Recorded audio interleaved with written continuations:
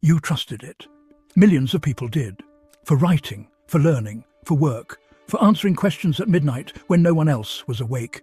An AI assistant that felt personal, almost like a friend.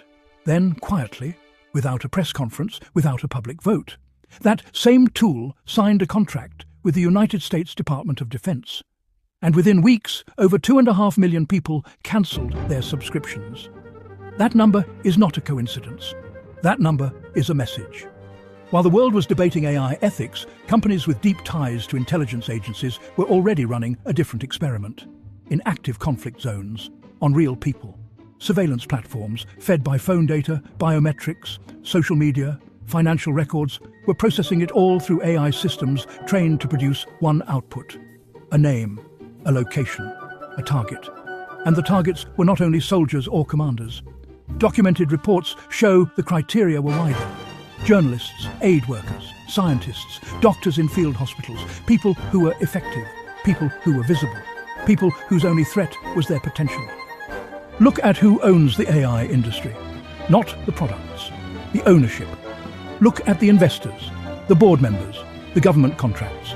The decades-long ideological network that has consistently demonstrably treated information control and the elimination of threats, even small threats, even 1% threats, as acceptable. This network did not stumble into AI. It cultivated it, funded it, and then used a live conflict zone as its testing ground. The technology worked. They know it works. And now they are scaling it. The Terminator was never really about the robot. It was about who gives the robot its orders. A brain-computer interface company, backed by the same investment orbit, has already placed devices inside living human minds. The stated purpose? Medical. The broader implication is something governments are only beginning to write laws for. And the humanoid robot is no longer a factory machine.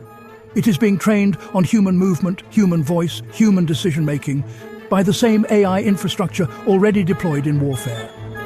The question was never whether this technology could be built. The question is, who controls it, and what are they willing to do with it? 2.5 million people cancelled their subscriptions. They did not need a law to do it. They did not need permission. They simply chose differently, the moment they understood what they were feeding.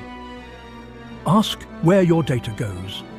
Ask who holds the contracts behind the tools you use every day. Support the journalists and researchers who are documenting this, because they are the ones the algorithm flags first. Stay curious, stay informed, and share this, because the most powerful thing a surveillance system fears is people who are paying attention.